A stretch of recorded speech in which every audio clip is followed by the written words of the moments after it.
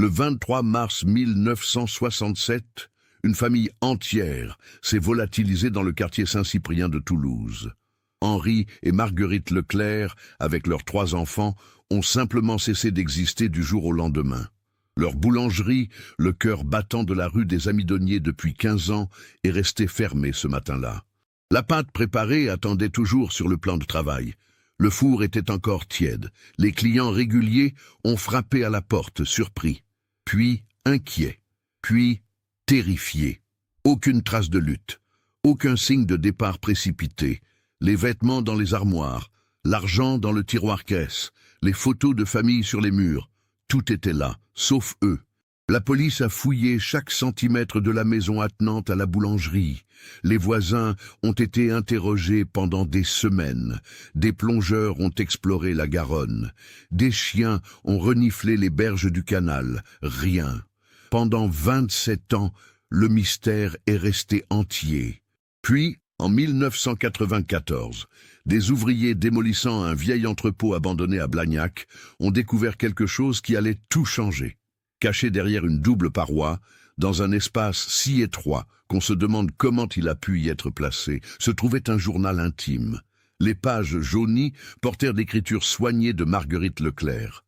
Et ce qu'elle avait écrit dans les semaines précédant leur disparition révélait une vérité que personne n'aurait pu imaginer. Qu'est-ce qui peut pousser une famille entière à disparaître sans laisser de traces? Et pourquoi ce journal était-il caché à plusieurs kilomètres de leur maison, dans un endroit que personne ne penserait jamais à chercher? Avant de continuer avec cette histoire troublante, si vous appréciez les cas mystérieux réels comme celui-ci, abonnez-vous à la chaîne et activez les notifications pour ne manquer aucun nouveau cas. Maintenant, découvrons comment tout a commencé. Toulouse, au milieu des années 60, était une ville en pleine transformation. Le quartier Saint-Cyprien, coincé entre la Garonne et le canal de Brienne, restait pourtant fidèle à son identité ouvrière. Les façades en briques roses témoignaient d'une élégance discrète, mais les ruelles étroites résonnaient encore des accents du sud-ouest et des conversations animées entre voisins qui se connaissaient depuis toujours. La boulangerie Leclerc se trouvait au numéro 28 de la rue des Amidonniers, une artère commerçante qui serpentait parallèlement à la Garonne. Henri Leclerc avait repris le commerce en 1952, héritant du savoir-faire de son père qu'il avait lui-même appris de son grand-père. C'était une boulangerie traditionnelle, avec son four à bois qui donnait à la croûte du pain cette texture incomparable et cette couleur dorée que les clients reconnaissaient immédiatement. Henri était un homme de routine. 48 ans en 1967, le dos légèrement voûté par les années passées à pétrir la pâte, les mains calleuses mais précises. Il se levait tous les jours à 3 heures du matin, sans exception. Même le dimanche, même les jours fériés, même quand la fièvre le clouait presque au lit. La boulangerie, c'était son identité, son héritage, sa raison d'être. Marguerite, son épouse, avait 35 ans.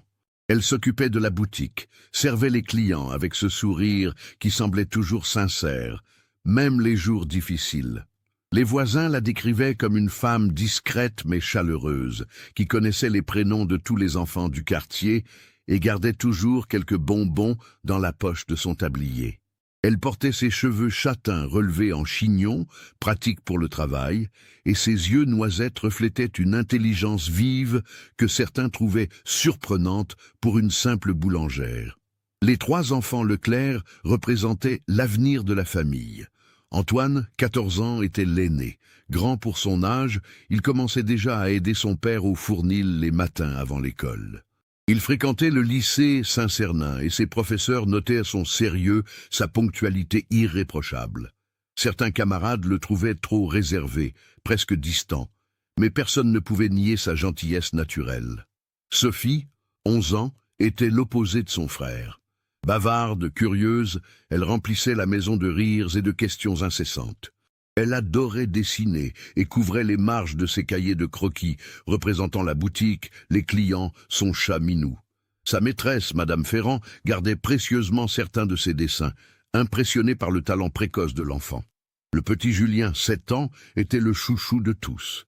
Avec ses boucles blondes et ses joues roses, il passait ses après-midi à jouer dans l'arrière-boutique, construisant des châteaux avec les boîtes vides et inventant des histoires complexes avec ses petits soldats de plomb. Il fréquentait l'école primaire de la rue et ses camarades se souviendraient longtemps de son rire contagieux. La famille vivait dans l'appartement au-dessus de la boulangerie, un logement modeste mais confortable de 4 pièces.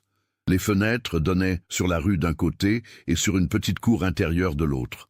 L'odeur du pain frais montait chaque matin à travers les planches du parquet, un réveil olfactif que les enfants trouvaient tantôt réconfortant, tantôt agaçant selon leur humeur.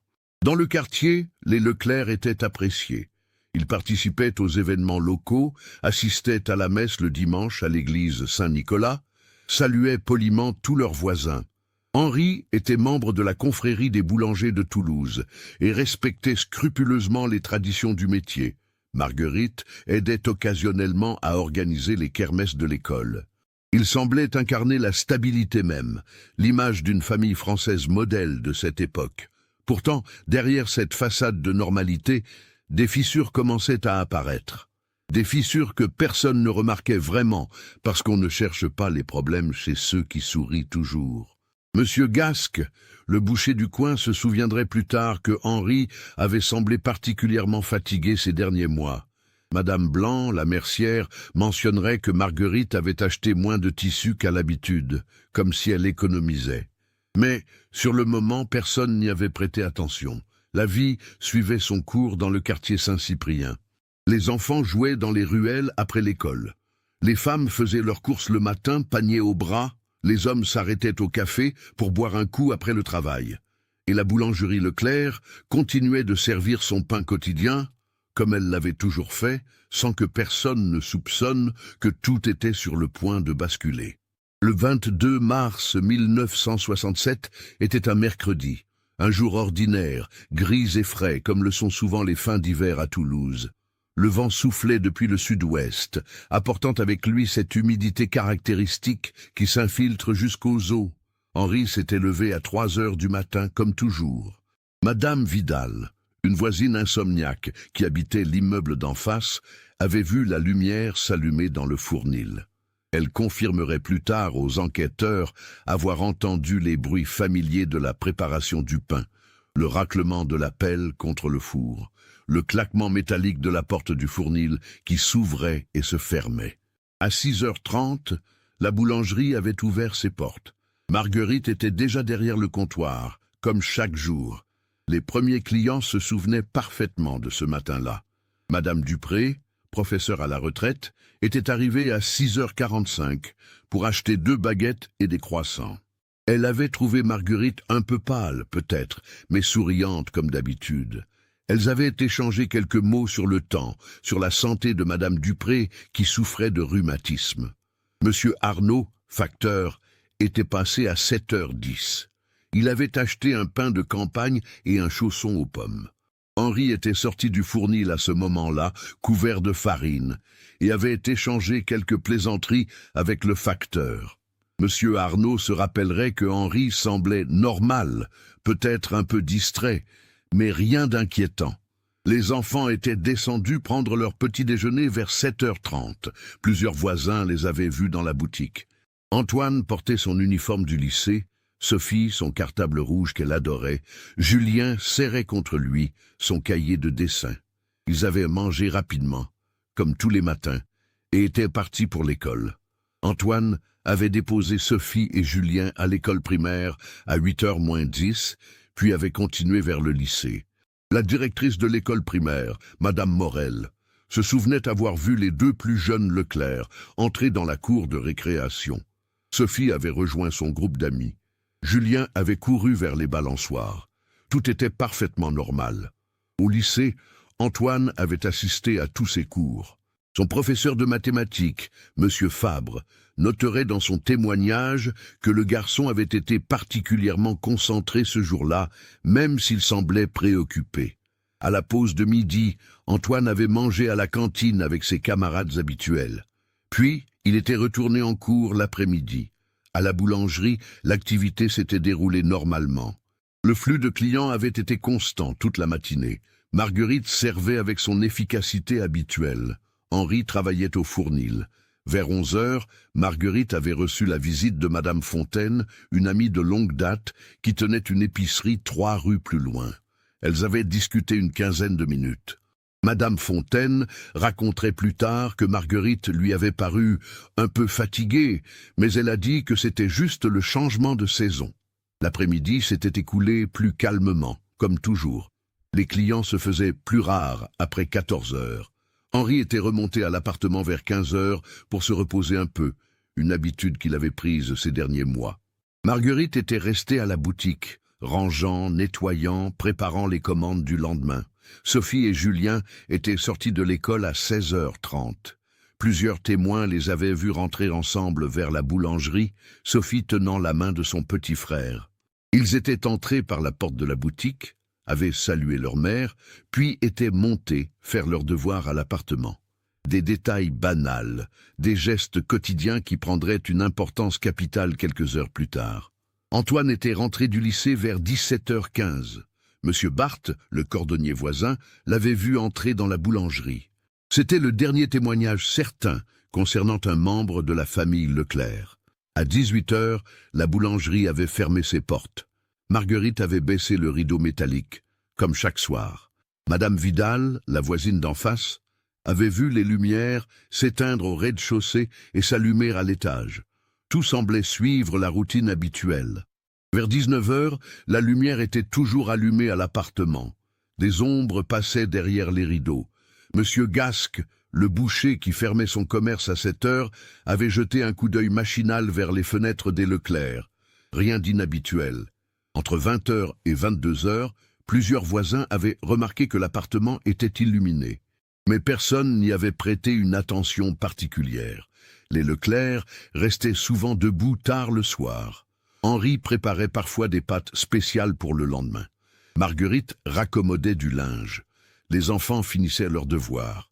Vers 23h, les lumières s'étaient éteintes. Madame Vidal, qui souffrait toujours d'insomnie, l'avait noté machinalement. Elle avait regardé l'horloge dans sa cuisine. 23h05 exactement. Puis elle était retournée à son tricot, sans savoir qu'elle venait d'être le dernier témoin de la présence des Leclerc dans leur foyer.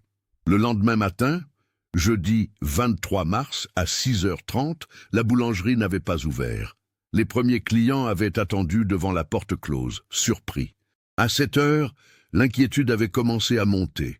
À 8h, M. Barthes avait frappé à la porte de l'appartement. Pas de réponse. Il avait essayé de regarder par les fenêtres.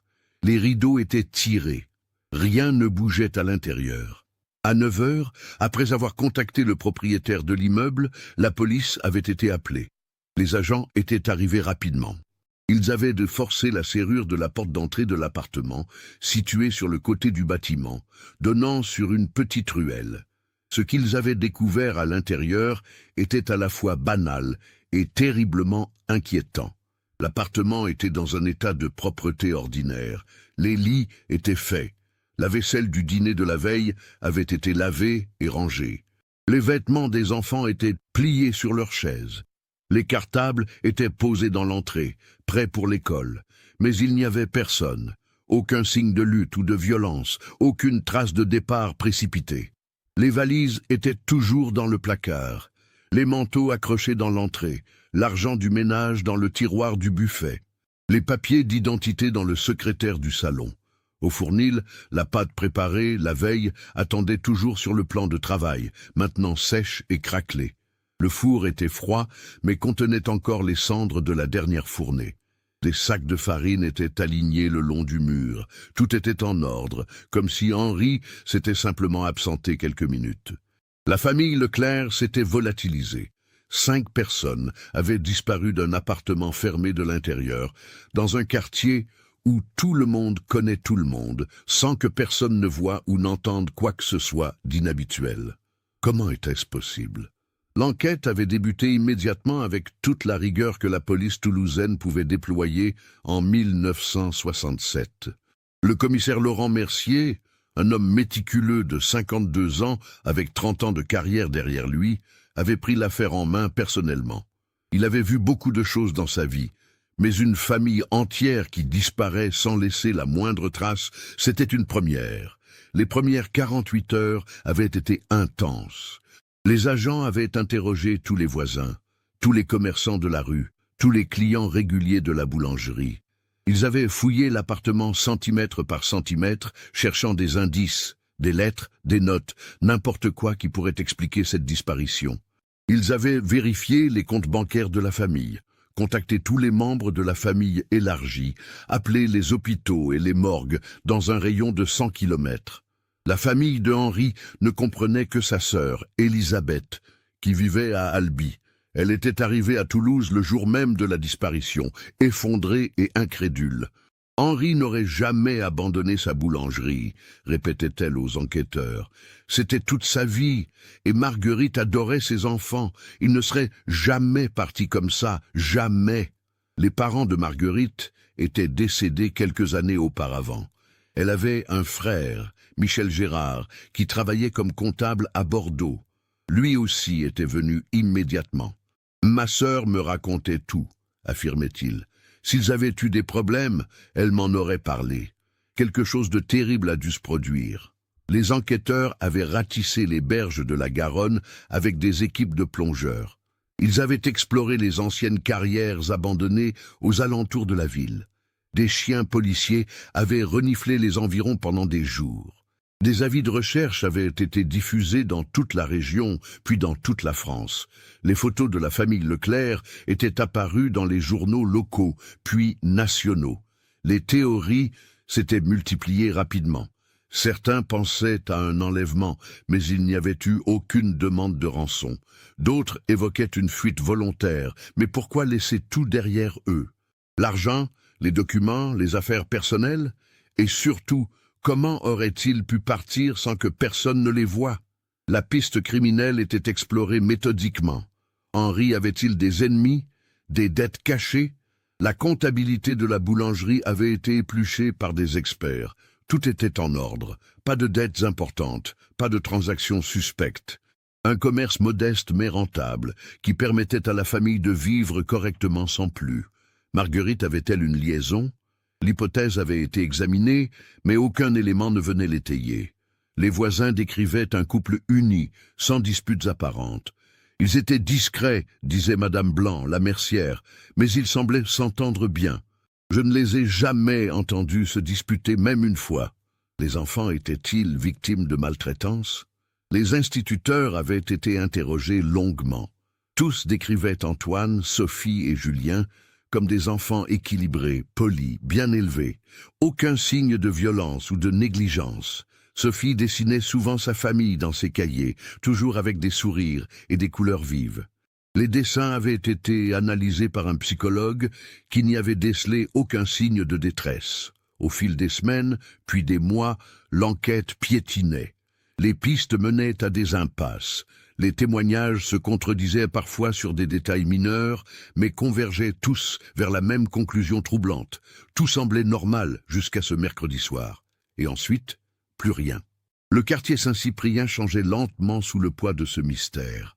La boulangerie était restée fermée, le rideau baissé comme un linceul sur la devanture. Le propriétaire, M. Delpech, ne savait pas quoi faire. Il ne pouvait ni relouer les lieux, ni les vendre, sans une déclaration officielle de décès.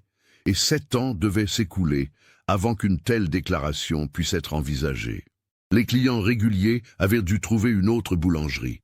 Certains allaient maintenant chez Ponce, 2 rues plus loin. D'autres chez Blanc, près du marché. Mais ce n'était pas pareil. Le pain n'avait pas le même goût, disaient les plus anciens. Surtout, chaque achat leur rappelait les Leclerc. Où étaient-ils? Que leur était-il arrivé? Les enfants du quartier inventaient des histoires. Sophie et Julien étaient devenus des personnages de légendes urbaines. Certains prétendaient les avoir vus en rêve, d'autres juraient avoir entendu leur voix la nuit. Les parents grondaient leurs enfants quand ils passaient devant la boulangerie fermée en chuchotant des suppositions macabres. Elisabeth, la sœur de Henri, venait à Toulouse tous les mois. Elle rencontrait le commissaire Mercier, qui vieillissait visiblement sous le poids de cette enquête qui n'aboutissait pas. « Je ne peux pas accepter de ne jamais savoir », lui disait-elle. Henri était mon seul frère. Ses enfants étaient mes neveux. Il doit bien y avoir quelque chose, quelque part. Michel Gérard, le frère de Marguerite, avait engagé un détective privé de Bordeaux en 1968. L'homme avait mené sa propre enquête pendant 6 mois, réinterrogeant les témoins, vérifiant les archives, suivant des pistes que la police avait écartées. Il n'avait rien trouvé de nouveau. Son rapport final était accablant dans sa conclusion. La famille Leclerc semble avoir été effacée de la surface de la Terre sans laisser la moindre trace exploitable. Les années passaient. 1970, 1975, 1980. Le commissaire Mercier avait pris sa retraite en 1977, emportant avec lui le regret de n'avoir jamais résolu cette affaire. Son successeur, le commissaire Dubourg, avait repris le dossier mais sans grande conviction. Les moyens étaient limités, d'autres affaires urgentes réclamaient l'attention de la police. En 1974, 7 ans après la disparition, la procédure de déclaration de décès avait été enclenchée. C'était une nécessité administrative, expliquait le juge aux familles.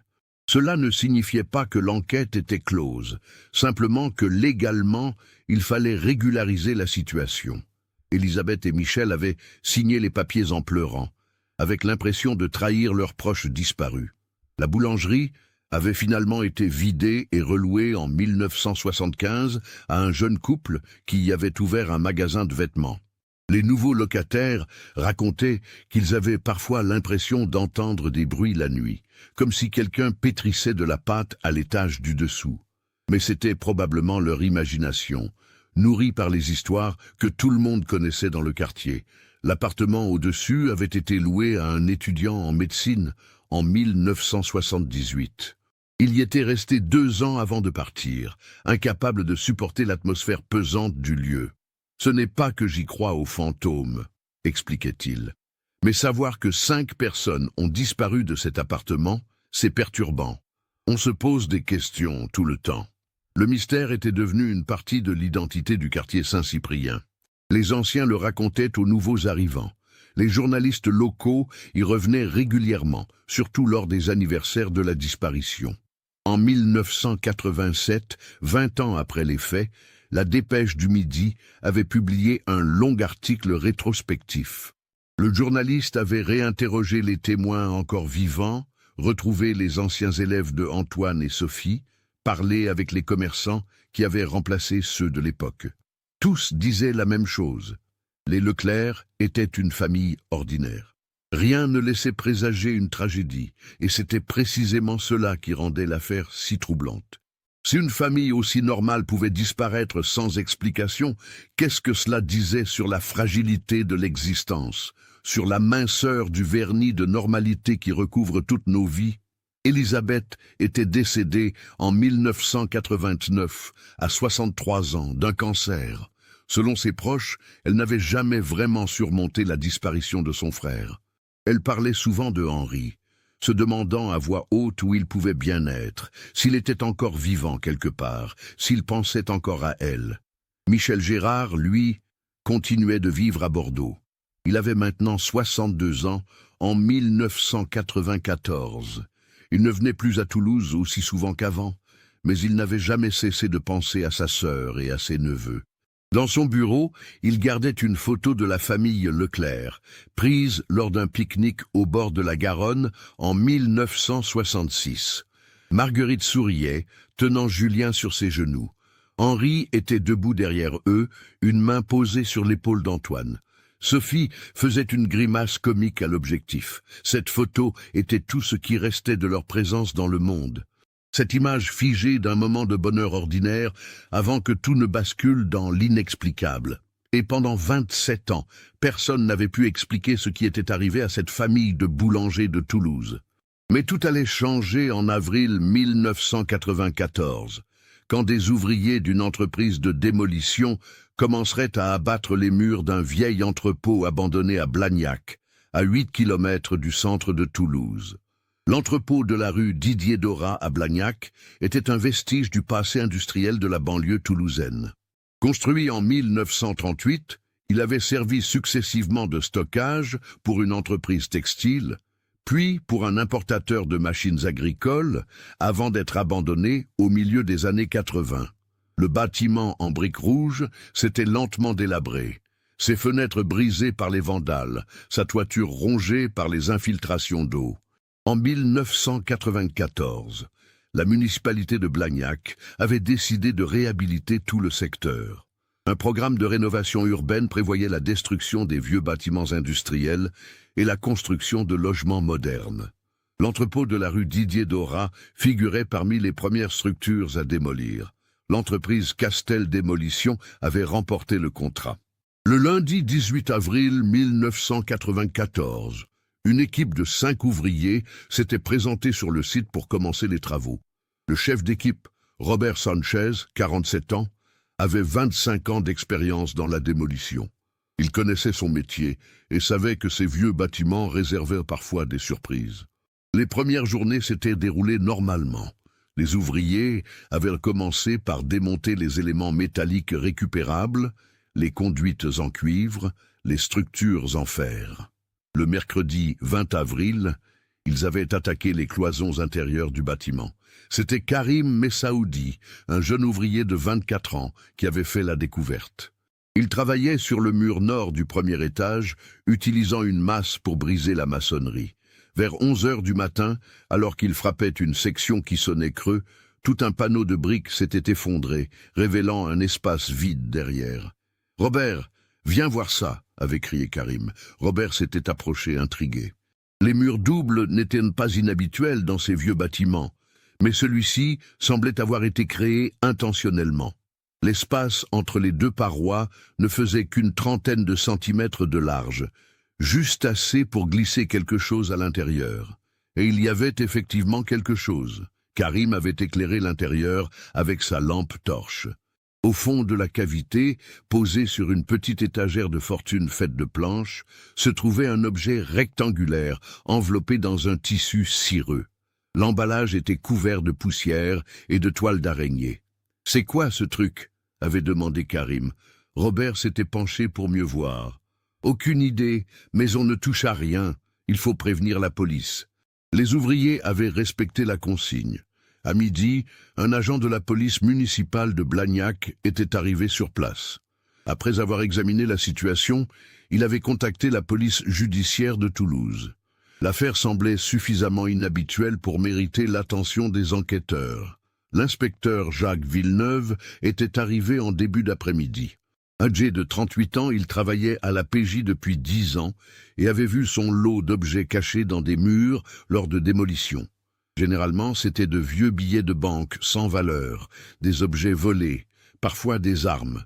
Mais il y avait quelque chose de différent dans cette cachette. Avec des gants, il avait délicatement extrait le paquet de sa niche. Le tissu cireux était en fait une toile imperméable, probablement pour protéger l'objet de l'humidité. Il l'avait déballé avec précaution. C'était un journal intime. Un cahier à couverture de cuir marron, maintenu fermé par une sangle élastique. Le cuir était usé mais bien conservé. Sur la première page, une écriture soignée au stylo encre bleue avait inscrit « Journal personnel de Marguerite Leclerc, 1966-1967 ». L'inspecteur Villeneuve avait senti son pouls s'accélérer. Leclerc. Ce nom lui disait quelque chose. Il avait travaillé quelques années au commissariat central de Toulouse avant d'intégrer la PJ. L'affaire Leclerc faisait partie de ces dossiers non résolus dont on parlait encore entre collègues, presque comme d'une légende urbaine. « Il faut ramener ça au commissariat immédiatement », avait-il dit. Le soir même, le journal était posé sur le bureau du commissaire Alain Dubourg, qui dirigeait maintenant la brigade criminelle de Toulouse. À 62 ans, proche de la retraite, Dubourg avait entendu parler de l'affaire Leclerc de nombreuses fois. Son prédécesseur, Mercier, en parlait souvent avant de partir à la retraite, un cas qui l'avait hanté jusqu'à la fin. Dubourg avait ouvert le journal avec précaution. Les pages jaunies couvertes d'une écriture régulière racontaient la vie quotidienne d'une femme ordinaire. Marguerite écrivait presque tous les jours, parfois juste quelques lignes, parfois plusieurs pages. Elle parlait de ses enfants, de son mari, de la boulangerie, des clients, du quartier. Les premières entrées dataient de janvier 1966. Elles étaient légères, optimistes même. Marguerite décrivait le nouvel an, les résolutions de la famille, les projets pour l'année à venir. Antoine voulait entrer dans une bonne école d'ingénieur. Sophie avait demandé un chevalet pour ses dessins. Julien apprenait à lire et faisait de beaux progrès, mais au fil des pages, le ton changeait subtilement. En mars 1966, Marguerite mentionnait des difficultés financières dont elle n'avait jamais osé parler à personne. Henri avait fait des investissements qui ne se révélaient pas aussi rentables qu'espérés.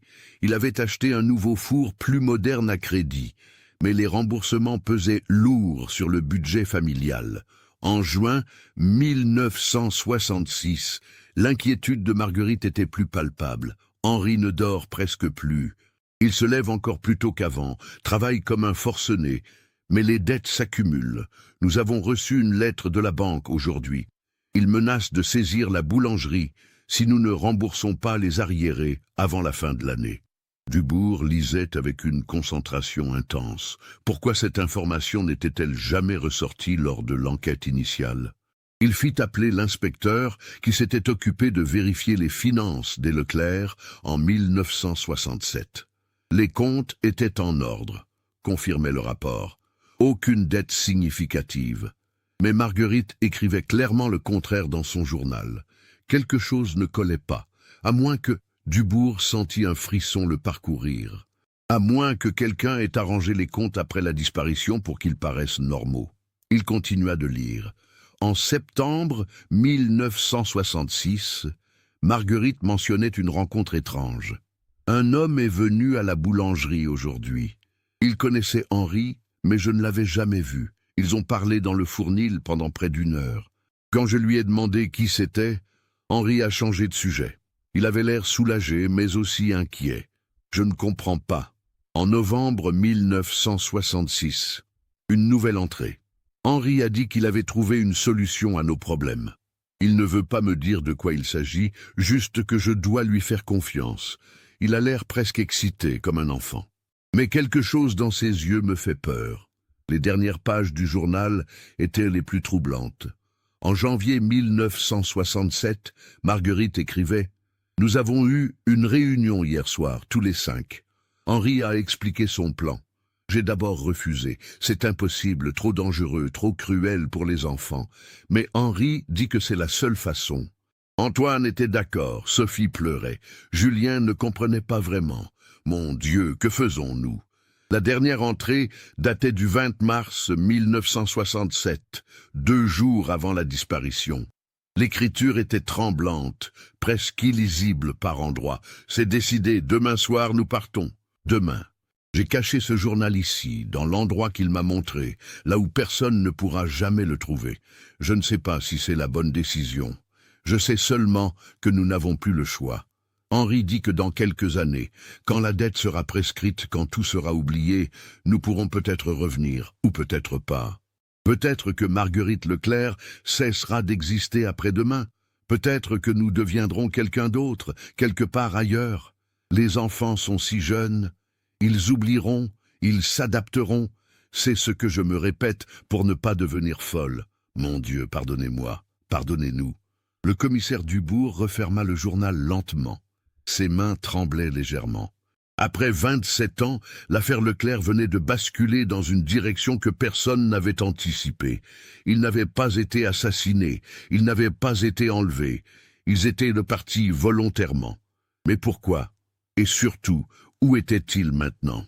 Le lendemain matin, le commissaire Dubourg réunit une équipe d'enquêteurs dans la salle de briefing du commissariat central de Toulouse.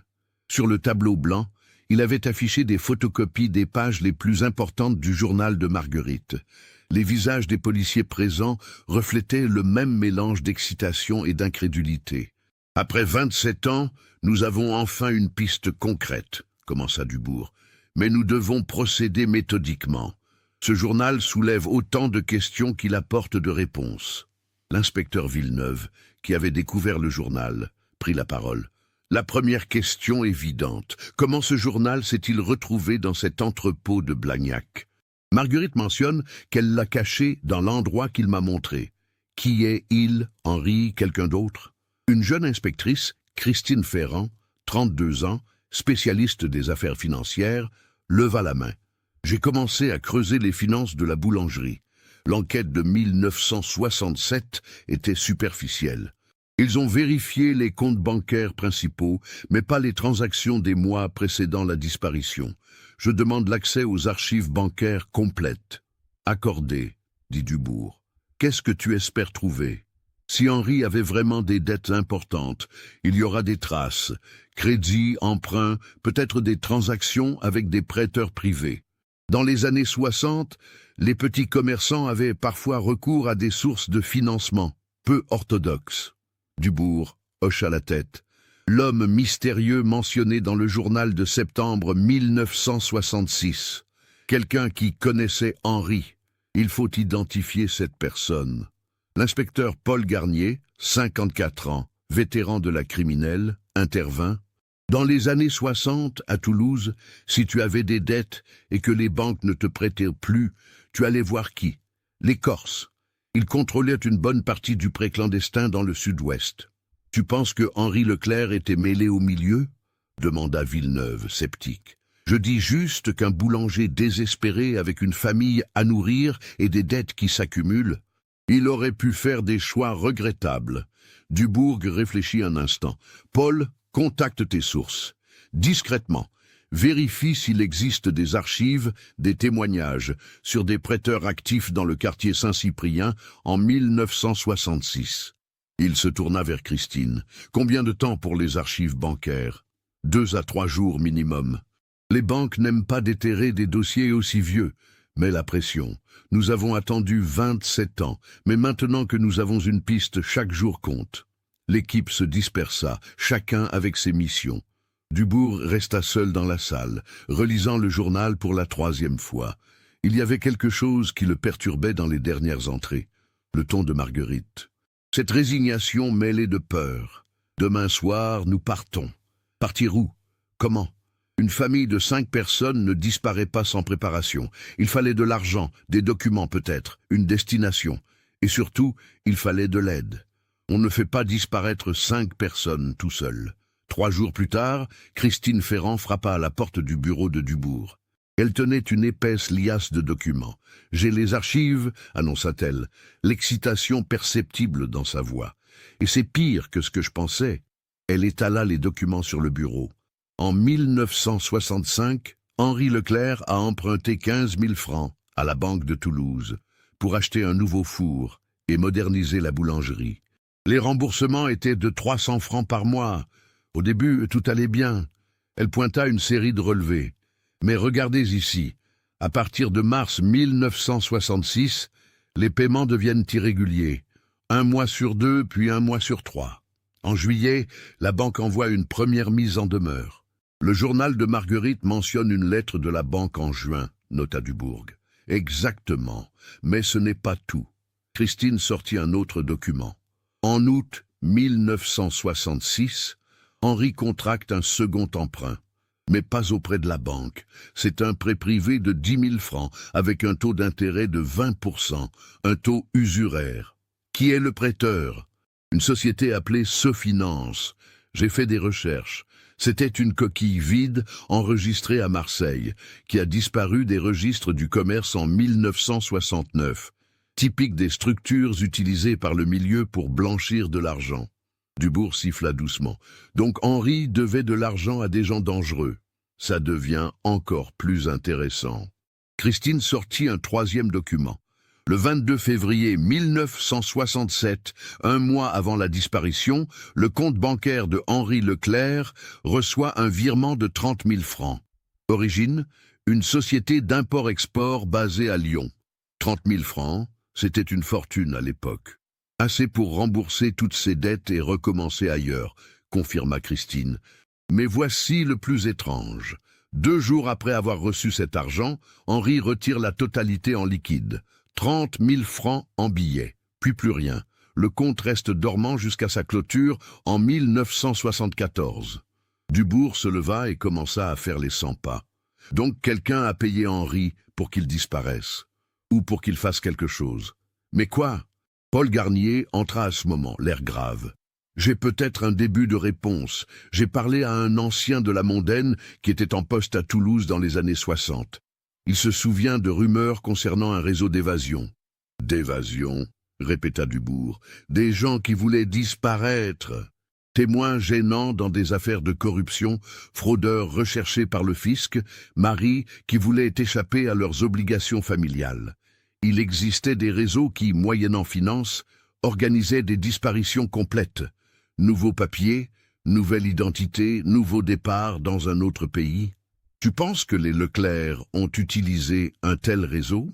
Ça expliquerait comment une famille entière a pu disparaître sans laisser de traces. Ces réseaux avaient des contacts dans les administrations, pouvaient fabriquer de faux documents, avaient des filières d'exfiltration vers l'Espagne, l'Italie, parfois l'Amérique du Sud. Dubourg retourna au tableau blanc et commença à noter. Récapitulons. Henri a des dettes qu'il ne peut pas rembourser. Il contacte ou est contacté par quelqu'un qui lui propose une solution, disparaître. En février 1967, il reçoit 30 000 francs. De qui? Pourquoi?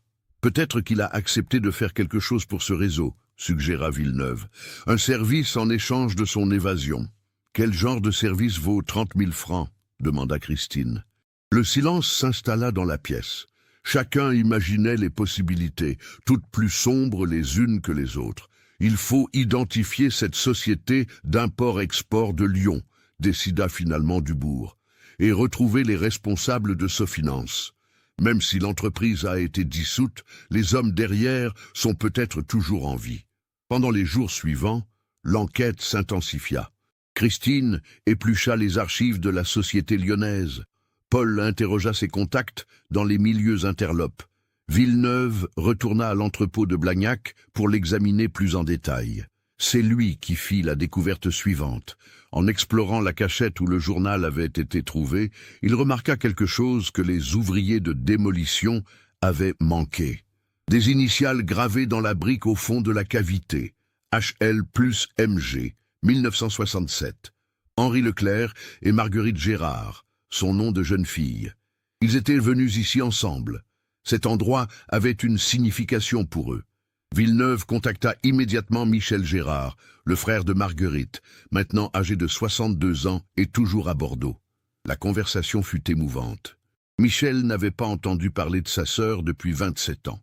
Apprendre qu'un journal avait été découvert raviva des blessures qu'il croyait cicatrisées. « Cet entrepôt à Blagnac, ça vous dit quelque chose ?» demanda Villeneuve. Il y eut un long silence au téléphone, puis Michel répondit d'une voix tremblante. Mon père y travaillait. Et il était contremaître dans l'entreprise textile qui occupait le bâtiment. Marguerite allait parfois le voir là-bas quand elle était enfant. C'était son lieu secret, elle disait. Elle y cachait des choses. Tout commençait à prendre sens. Marguerite connaissait cet endroit depuis son enfance. C'était un lieu où elle se sentait en sécurité pour cacher ses secrets les plus profonds. Mais il restait la question cruciale. Où était la famille Leclerc maintenant? Était-il même encore en vie? La réponse allait venir d'une source inattendue. Le 12 mai 1994, un homme se présenta au commissariat central de Toulouse. Il demanda à parler aux responsables de l'enquête sur la famille Leclerc. Il avait lu dans les journaux que le dossier avait été rouvert. L'homme s'appelait Georges Pinet. Il avait 68 ans et vivait maintenant dans une maison de retraite à Montauban. En 1967, il travaillait comme chauffeur de taxi à Toulouse. La nuit du 22 mars 1967, commença-t-il d'une voix lente, j'ai pris en charge une famille de 5 personnes à 2 heures du matin près du canal de Brienne. Un homme, une femme, 3 enfants. Ils avaient des valises. Ils m'ont demandé de les conduire à la gare de Carcassonne. Dubourg sentit son cœur s'accélérer. Pourquoi n'avez-vous rien dit à l'époque? On m'avait payé pour me taire, 1000 francs en liquide. C'était beaucoup d'argent pour moi, et puis je n'étais pas sûr que c'était eux. Je n'ai vu les photos dans les journaux que quelques jours plus tard, et à ce moment-là, j'avais peur d'avoir des ennuis. Pourquoi venir maintenant? Georges Pinet baissa les yeux. J'ai 88 ans. Mon médecin m'a dit que je n'en ai plus pour longtemps. Cancer généralisé. Je veux mourir en paix. J'ai gardé ce secret trop longtemps. Ces enfants, Ils avaient l'air si effrayés. Vous vous souvenez d'autres détails? L'homme était nerveux. Il regardait sans cesse par la fenêtre, comme s'il pensait être suivi. La femme pleurait en silence. Le plus grand des enfants, un garçon, essayait de réconforter ses frères et sœurs. À Carcassonne, je les ai déposés devant la gare. Il était 4 heures du matin. Le premier train partait à 5h30 pour Narbonne. Narbonne, murmura Dubourg. La frontière espagnole n'est qu'à quelques heures de là. Georges Pinet hocha la tête. J'ai pensé la même chose. Mais je ne peux pas vous dire s'ils ont vraiment pris ce train. J'ai juste vu l'homme me donner un dernier regard avant d'entrer dans la gare avec sa famille. Il avait l'air désolé. Après le départ de Georges Pinet, Dubourg convoqua à nouveau son équipe. Nous avons notre fil conducteur. Carcassonne, Narbonne, probablement l'Espagne. Christine, vérifie les archives SNCF de mars 1967. Villeneuve contacte Interpol. Si les Leclerc sont allés en Espagne avec de faux papiers, il y aura peut-être des traces. Après 27 ans, demanda Villeneuve dubitatif. L'Espagne de Franco dans les années 60 accueillait beaucoup de Français qui voulaient disparaître. Certains y sont restés, se sont refait une vie. D'autres ont continué vers l'Amérique du Sud. Mais quelque part, il y a forcément une trace. 5 personnes ne s'évaporent pas complètement. L'enquête entrait dans sa phase la plus intense. Et tous les policiers présents sentaient qu'ils étaient sur le point de résoudre l'un des plus grands mystères de l'histoire criminelle toulousaine. Mais aucun d'entre eux n'était préparé à la vérité qu'ils allaient découvrir. Une vérité qui allait révéler non pas un, mais plusieurs drames humains entrelacés dans cette histoire de disparition. Les archives de la SNCF révélèrent qu'aucun billet au nom de Leclerc n'avait été acheté à la gare de Carcassonne en mars 1967.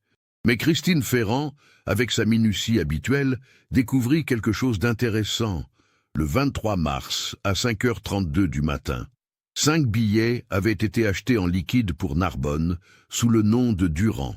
Un nom si commun qu'il ne pouvait qu'être faux. La piste espagnole se confirma 2 semaines plus tard, quand Interpol répondit à la demande de Villeneuve. Les archives de la Guardia Civile, à la frontière de Portbou, le poste frontière principal entre la France et l'Espagne à l'époque, contenaient un enregistrement daté du 24 mars 1967. Une famille française de 5 personnes, nom de Durand, avait franchi la frontière en direction de Barcelone. Les documents avaient été contrôlés et jugés conformes. Faux papiers de bonne qualité, commenta Paul Garnier en examinant les photocopies.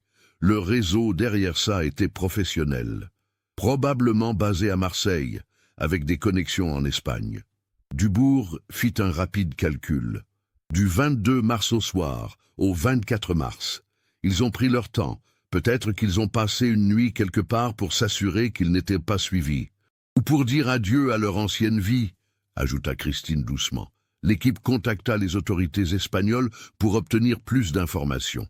Le processus fut long, bureaucratique, frustrant. 3 semaines s'écoulèrent avant qu'un fax n'arrive de Madrid avec des documents supplémentaires. En avril 1967, un certain Marc Durand, sa femme Claire et leurs 3 enfants avaient loué un appartement dans le quartier de Gracia à Barcelone. Le contrat de location avait été signé pour 1 an. Marc Durand se déclarait représentant commercial. Aucune trace d'activité professionnelle réelle n'avait été trouvée. Il se tairait, dit Villeneuve. Attendait probablement que les choses se calment en France. Mais là, la piste s'arrêtait à nouveau. En mai 1968, 13 mois après la disparition, la famille Durand avait quitté l'appartement de Barcelone sans laisser d'adresse. Le propriétaire se souvenait qu'ils avaient payé leur loyer en liquide et qu'ils gardaient un profil très bas. Des gens discrets, avait-il dit. Les enfants ne fréquentaient même pas l'école. Dubourg regardait les documents étalés sur son bureau avec frustration. Ils étaient si près, mais les Leclerc semblaient toujours une longueur d'avance, même 27 ans plus tard. C'est alors que le téléphone sonna. C'était Michel Gérard qui appelait de Bordeaux. Sa voix tremblait d'émotion. « Commissaire, j'ai reçu un courrier étrange aujourd'hui. Une lettre postée d'Argentine, sans nom d'expéditeur. Que dit la lettre? Demanda immédiatement Dubourg. C'est l'écriture de ma sœur. Je la reconnais. Elle dit juste « Michel, pardonne-moi. Nous avons dû partir. Henri avait fait des choses terribles pour nous sauver et nous devions disparaître. Les enfants vont bien. Je pense à toi chaque jour. Ne me cherche pas, Marguerite. » Dubourg attrapa un stylo. L'Argentine. Quand la lettre a-t-elle été postée? Le cachet de la poste indique Buenos Aires, le 8 mai 1994. 3 semaines plus tôt. Marguerite Leclerc était vivante, et elle avait suivi les développements de l'enquête depuis l'Argentine. La découverte du journal l'avait probablement poussée à envoyer ce message à son frère. L'équipe se mobilisa immédiatement pour obtenir la coopération des autorités argentines. Mais Dubourg savait que ce serait compliqué. L'Argentine avait longtemps été un refuge pour ceux qui voulaient disparaître. Les lois sur l'immigration y étaient complexes, et de nombreuses personnes vivaient sous de fausses identités sans que personne ne s'en soucie vraiment. Pendant que les démarches diplomatiques suivaient leur cours, Christine Ferrand continuait de creuser les aspects financiers de l'affaire. Elle revint vers Dubourg 2 jours plus tard avec une découverte qui allait tout éclairer. J'ai trouvé l'origine des 30 000 francs versés à Henri en février 1967, annonça-t-elle. La société d'import-export de Lyon était en fait une façade pour un réseau de trafic d'œuvres d'art.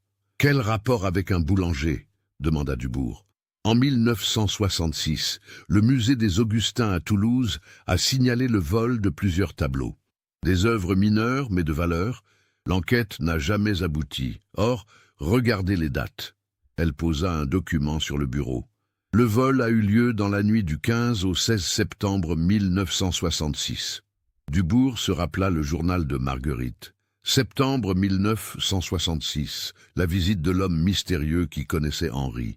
Vous pensez que Henri était impliqué dans le vol? Je pense qu'on lui a demandé de cacher les tableaux. Sa boulangerie était située à 800 mètres du musée. Le fournil avait un sous-sol où il stockait la farine. L'endroit parfait pour cacher quelque chose temporairement.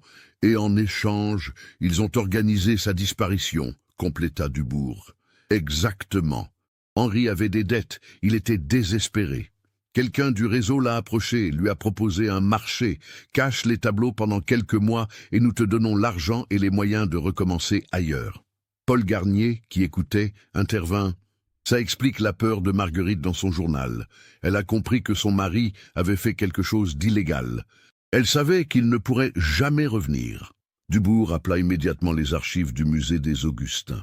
Le conservateur confirma que les tableaux volés en 1966 n'avaient jamais été retrouvés. Il s'agissait de 3 peintures du XVIIIe siècle, d'une valeur totale estimée à 150 000 francs de l'époque. « Avez-vous enquêté sur les employés du musée » demanda Dubourg. « Bien sûr, tous ont été interrogés, rien de suspect. Et les fournisseurs? Les livreurs? Quelqu'un qui aurait eu accès au bâtiment ?» Un silence. Puis, il faudrait que je vérifie les archives. Nous avions plusieurs fournisseurs réguliers à l'époque. La réponse arriva 2 heures plus tard. Parmi les fournisseurs du musée, en 1966, figurait la boulangerie Leclerc, qui livrait le pain pour la cafétéria du personnel. Tout s'assemblait. Henri livrait le pain au musée. Il connaissait les lieux, les horaires, les habitudes. Quelqu'un du réseau de trafic d'art l'avait repéré, peut-être savait aussi qu'il avait des problèmes financiers. La proposition avait été faite. Et Henri, désespéré, avait accepté. Mais alors, une question demeurait. Où étaient les tableaux maintenant? Villeneuve eut une intuition. L'entrepôt de Blagnac. Si Marguerite y a caché son journal, peut-être que... Ils retournèrent sur le site, maintenant complètement démoli. Les gravats avaient été évacués vers une décharge municipale. Villeneuve obtint l'autorisation de fouiller le site de la décharge. Avec une équipe d'agents, ils passèrent 2 jours à trier les débris de l'entrepôt. C'est un jeune agent, Julien Roux, qui fit la découverte. Dans un amas de briques provenant d'un mur intérieur, il trouva une caisse métallique scellée. À l'intérieur, protégée par des couches de tissu imperméable, se trouvaient 3 tableaux roulés. Les experts du musée des Augustins les authentifièrent immédiatement. C'étaient les œuvres volées en 1966. Henri ne les avait jamais remises au réseau. Il les avait cachées, probablement comme une assurance, une garantie que le réseau respecterait sa part du marché. Dubourg comprit alors l'ampleur du drame. Henri avait joué un jeu dangereux avec des gens dangereux. Il avait pris leur argent, accepté leur aide pour disparaître, mais gardé les tableaux. Si le réseau l'apprenait, toute sa famille était en danger. C'était pour cela qu'ils avaient fui si loin. Pas seulement pour échapper à leurs dettes et à la justice française, mais pour échapper à des criminels qui n'hésiteraient pas à tuer pour récupérer leur butin. Le 3 juin 1994, une réponse arriva enfin d'Argentine. Les autorités locales avaient identifié une famille française vivant sous le nom de Dumont dans une petite ville de la province de Cordoba. Marc et Claire Dumont, avec leurs 3 enfants adultes maintenant. Ils vivaient là depuis 1969. Dubourg prit l'avion pour Buenos Aires le lendemain, accompagné de Villeneuve. Le vol dura 14 heures. Pendant tout ce temps, Dubourg ne cessa de penser à cette famille qui avait vécu 27 ans avec un secret, dans la peur permanente d'être découvert. À Villa Carlos Paz, une petite ville touristique à 700 km de Buenos Aires, ils rencontrèrent Marc Dumont. Henri Leclerc avait maintenant 75 ans. Ses cheveux étaient blancs, son dos encore plus voûté qu'avant. Mais Dubourg reconnut ses yeux dans les photos d'époque. Ces mêmes yeux remplis maintenant de résignation et de soulagement. « Je savais que ce jour viendrait, dit Henri en français, avec un léger accent espagnol, acquis au fil des années. Quand Claire a lu dans un journal français que le journal de Marguerite avait été trouvé, nous avons su que c'était fini.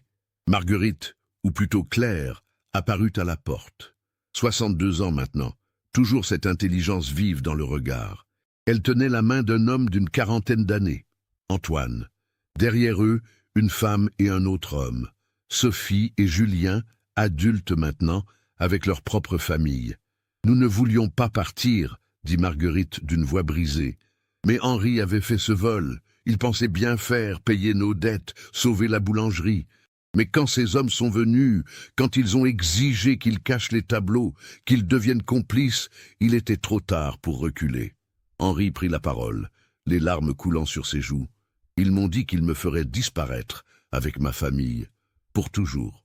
J'ai compris qu'ils nous tueraient si je ne coopérais pas. J'ai caché les tableaux, mais je ne les ai jamais donnés. C'était ma seule garantie qu'ils nous laisseraient partir. Alors, nous sommes partis cette nuit-là, continua Marguerite. Nous avons quitté tout ce que nous connaissions, notre maison, nos amis, notre vie. Les enfants ont dû grandir sous de faux noms, sans pouvoir jamais parler de leur vraie identité. Antoine s'avança. J'avais 14 ans. Je me souviens de tout. La peur, les larmes de maman, la détermination de papa. Nous avons vécu dans la terreur pendant des années, pensant qu'ils nous retrouveraient. Sophie, devenue une femme élégante, ajouta « J'ai essayé de comprendre pendant longtemps. Pourquoi papa avait fait ça? Pourquoi nous avions dû tout abandonner? Ce n'est qu'en devenant mère moi-même que j'ai compris. Il essayait de nous protéger, de la seule façon qu'il connaissait. Julien, le plus jeune, restait silencieux. Il était trop petit pour se souvenir clairement de Toulouse. L'Argentine était devenue son pays. Dubourg écoutait, partagé entre le devoir et l'humanité. Techniquement, Henri Leclerc était coupable de complicité de vol.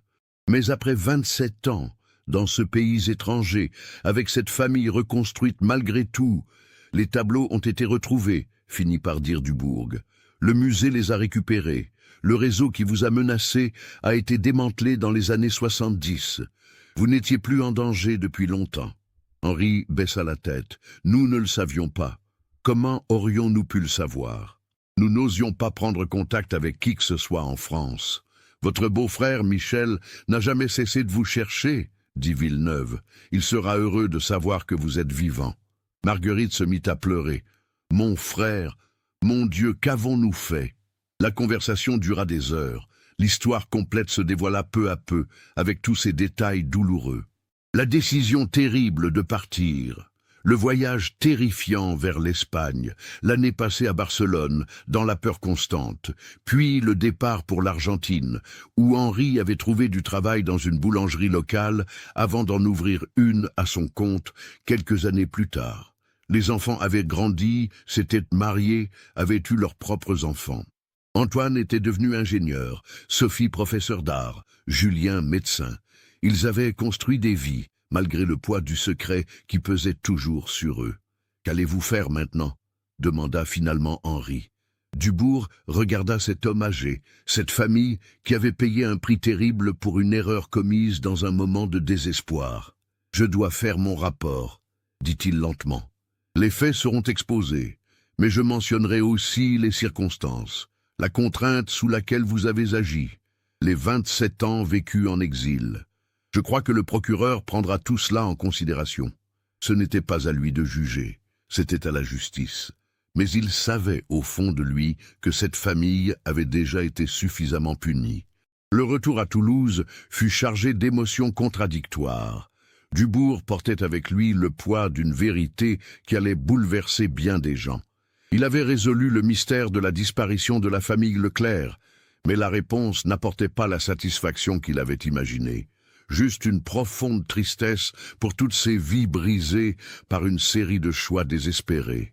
Le rapport officiel fut déposé le 15 juin 1994.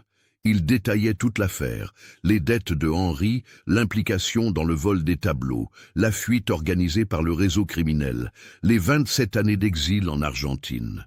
Les médias s'emparèrent de l'histoire. Les journaux titraient « Le mystère Leclerc enfin résolu » ou « Une famille toulousaine retrouvée en Argentine après 27 ans ». Michel Gérard fut l'un des premiers à réagir. À 62 ans, il pleura en apprenant que sa sœur était vivante. Dubourg lui donna le numéro de téléphone de Marguerite en Argentine. Les retrouvailles téléphoniques furent déchirantes. 27 ans de silence à rattraper en quelques minutes de conversation. « Je viens te voir », promit Michel. « Dès que possible, je prends l'avion. » Les autorités judiciaires durent décider du sort de Henri Leclerc. Le procureur de Toulouse, après avoir étudié le dossier, prit en compte plusieurs éléments. L'ancienneté des faits, les circonstances atténuantes, la restitution des tableaux volés, les 27 années vécues en exil. Une procédure d'extradition aurait été longue, coûteuse et probablement contestée par l'Argentine. Finalement, en septembre 1994, le procureur annonça qu'aucune poursuite ne serait engagée contre Henri Leclerc. L'intérêt de la justice n'est pas servi en poursuivant un homme de 75 ans pour des faits commis il y a presque 30 ans sous la contrainte. Les œuvres d'art ont été récupérées. Les véritables criminels de cette affaire ont depuis longtemps été jugés ou sont décédés. Cette décision fut accueillie avec soulagement par la famille, mais aussi avec controverse dans l'opinion publique. Certains estimaient que Henri avait dû payer pour ses actes, quelle que soit sa situation actuelle. D'autres comprenaient la complexité de l'affaire et le prix terrible que la famille avait déjà payé. Dans le quartier Saint-Cyprien, les réactions furent mitigées. Madame Blanc, la mercière maintenant âgée de 82 ans, pleurait en se souvenant des enfants Leclerc. Ces pauvres petits ont dû grandir si loin sans pouvoir revenir. Quelle tristesse! Monsieur Gasque, le boucher, maintenant retraité, était plus amer. Henri aurait dû nous dire qu'il avait des problèmes. On aurait pu l'aider. Au lieu de ça, il a choisi de partir comme un voleur. L'ancienne boulangerie, devenue une boutique de vêtements puis un salon de coiffure au fil des ans, attira une attention renouvelée. Des curieux venaient prendre des photos, imaginant cette nuit de mars 1967 où une famille entière avait disparu de cet endroit. En octobre 1994, Michel Gérard prit l'avion pour Buenos Aires. Les retrouvailles avec sa sœur, après 27 ans, furent filmées par une équipe de télévision française qui avait obtenu l'autorisation de suivre l'histoire.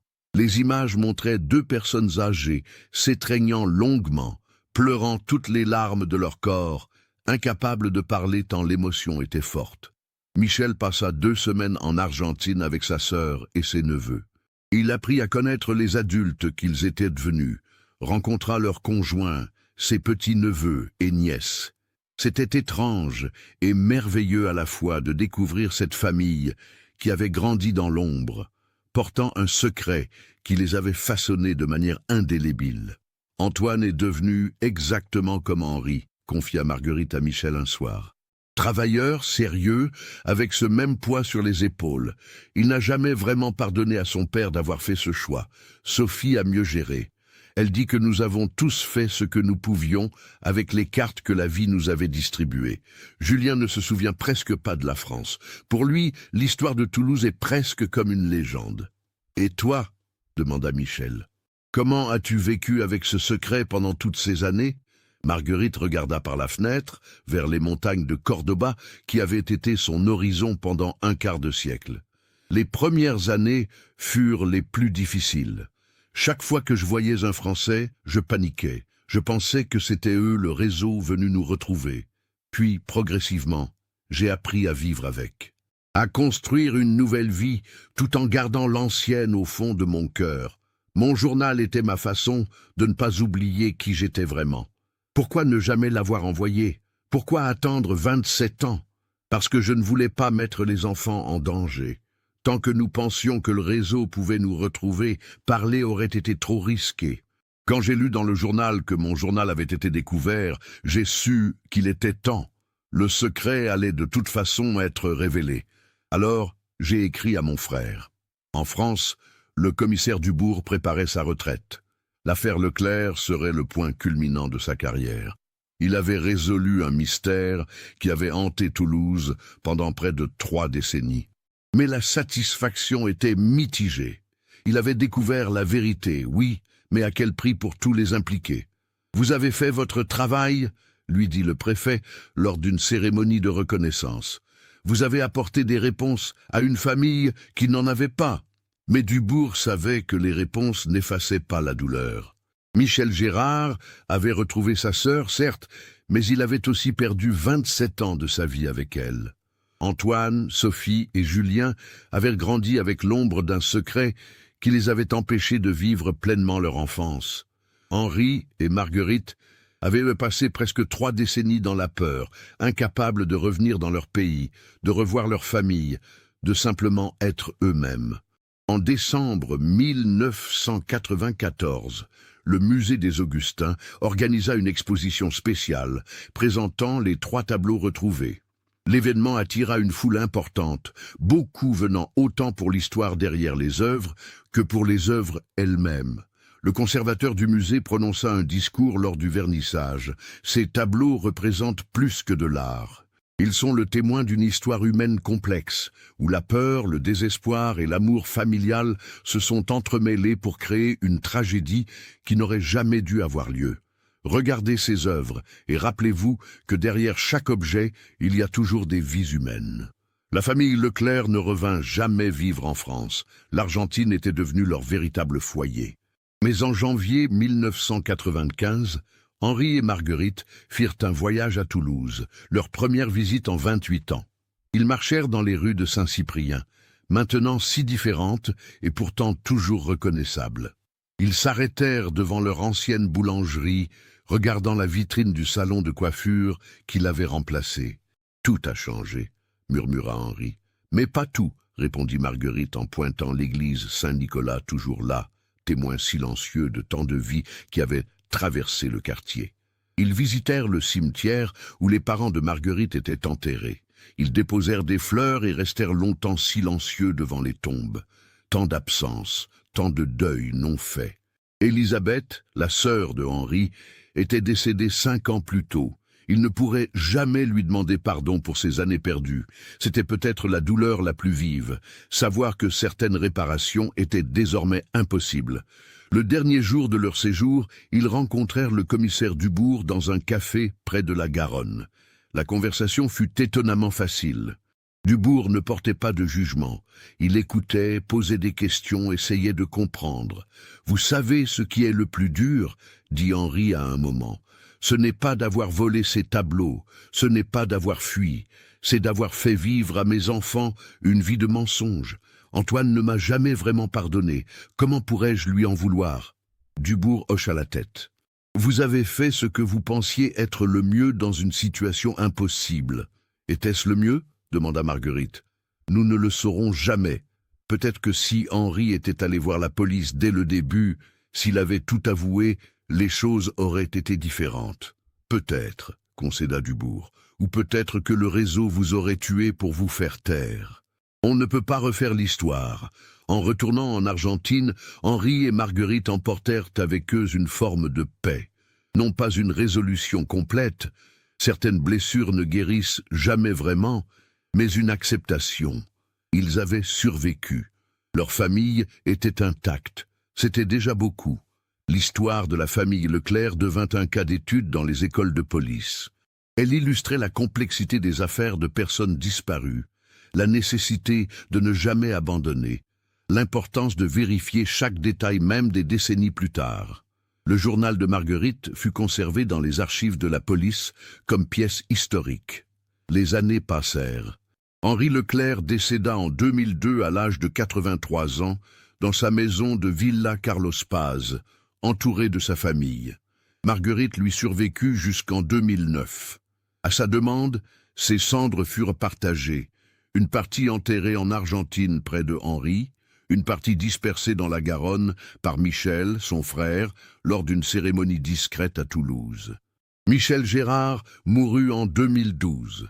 Dans son testament, il légua une somme d'argent pour créer une bourse destinée aux jeunes de Toulouse en difficulté, en mémoire de sa sœur et de son beau-frère. Pour que personne ne se sente jamais assez désespéré pour faire les choix qu'ils ont dû faire, écrivait-il. Antoine, Sophie et Julien continuèrent leur vie en Argentine. Ils racontaient parfois l'histoire à leurs enfants. Cette histoire incroyable de la famille de boulangers qui avait disparu de Toulouse une nuit de mars 1967. Les petits-enfants écoutaient, fascinés, cette saga familiale qui ressemblait à un roman mais qui était bien réelle. En 2015, Sophie publia un livre de mémoires intitulé « Les enfants disparus ». Elle y racontait son expérience, la peur, l'exil, la reconstruction. Le livre eut un certain succès en Argentine et fut traduit en français. Il permit à beaucoup de comprendre ce que signifie vraiment vivre sous une fausse identité, porter le poids d'un secret familial, grandir entre deux mondes. L'ancienne boulangerie de la rue des Amidonniers existe toujours. C'est maintenant un restaurant qui a gardé volontairement le four d'origine comme élément de décoration. Le propriétaire connaît l'histoire et la raconte parfois aux clients curieux.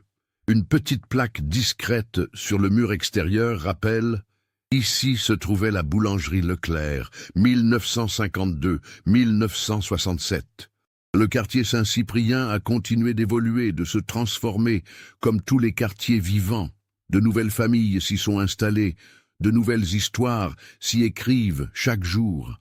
Mais les plus anciens se souviennent encore de cette famille de boulangers qui s'est volatilisée une nuit de mars, laissant derrière elle un mystère qui a hanté la ville pendant 27 ans. L'histoire de la famille Leclerc n'est pas une histoire de crimes spectaculaires ou de méchants diaboliques.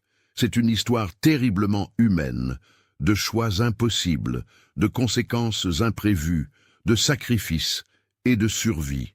Henri n'était pas un criminel endurci, juste un homme désespéré qui a fait de mauvais choix pour protéger sa famille. Marguerite n'était pas complice, juste une femme qui a dû suivre son mari dans l'exil pour garder sa famille unie.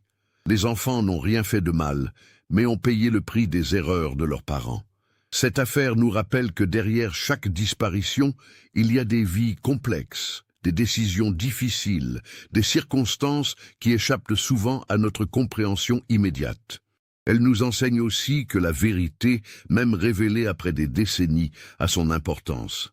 Non pas pour punir, mais pour comprendre, pour apporter la paix à ceux qui restent, pour permettre le deuil ou les retrouvailles. Le journal de Marguerite, retrouvé dans ce mur d'entrepôt à Blagnac 27 ans après sa disparition, fut finalement la clé qui permit de résoudre l'un des plus grands mystères de Toulouse. Il montre aussi l'importance de laisser des traces, même cachées, même dans l'espoir qu'elles ne soient jamais trouvées. Parce que la vérité a une façon de ressurgir, tôt ou tard, d'une manière ou d'une autre. Aujourd'hui, si vous passez par le quartier Saint-Cyprien, à Toulouse, arrêtez-vous rue des Amidonniers. Regardez le restaurant qui occupe l'ancienne boulangerie. Imaginez cette nuit de mars 1967 où une famille de 5 personnes a franchi cette porte pour la dernière fois, abandonnant tout ce qu'elles connaissaient pour une vie nouvelle dans l'inconnu. Imaginez leur peur, leur courage, leur désespoir. Et rappelez-vous que parfois, les histoires les plus incroyables sont celles qui se déroulent dans la discrétion des vies ordinaires, derrière les façades des commerces familiers, dans le cœur des gens que nous croisons chaque jour sans vraiment les voir. La famille Leclerc nous rappelle que chacun porte ses propres mystères, ses propres luttes, ses propres secrets, et que derrière chaque disparition, il y a toujours une histoire humaine qui mérite d'être comprise. Ce cas nous montre comment des choix désespérés dans un moment de crise peuvent transformer complètement des vies entières. Une famille ordinaire de Toulouse, une boulangerie locale et une série de décisions qui ont mené à 27 ans d'exil. Ce qui rend cette histoire si troublante, c'est justement sa banalité apparente. Henri et Marguerite n'étaient pas des criminels endurcis, juste des gens ordinaires piégés par les circonstances. Avez-vous remarqué les indices disséminés tout au long de cette histoire? Le journal mentionnait les difficultés financières que l'enquête initiale n'avait pas relevées. L'homme mystérieux de septembre 1966. Le virement étrange de 30 000 francs. Chaque élément prenait son sens une fois la vérité révélée. Cette affaire soulève aussi des questions difficiles sur la justice. Henri méritait-il d'être poursuivi après 27 ans? Sa famille avait-elle déjà suffisamment payé pour ses erreurs? Il n'y a pas de réponse simple à ces questions. Qu'en pensez-vous? Que feriez-vous si vous étiez à la place de Henri, désespéré face aux dettes, avec une famille à protéger? Auriez-vous fait le même choix ou auriez-vous cherché une autre solution? Partagez vos réflexions dans les commentaires. Si vous avez apprécié cette enquête approfondie, n'oubliez pas de vous abonner à la chaîne et d'activer les notifications pour ne manquer aucun nouveau cas. Laissez un like si cette histoire vous a marqué et partagez-la avec quelqu'un qui s'intéresse aux mystères résolus et aux histoires humaines complexes. À très bientôt pour une nouvelle histoire.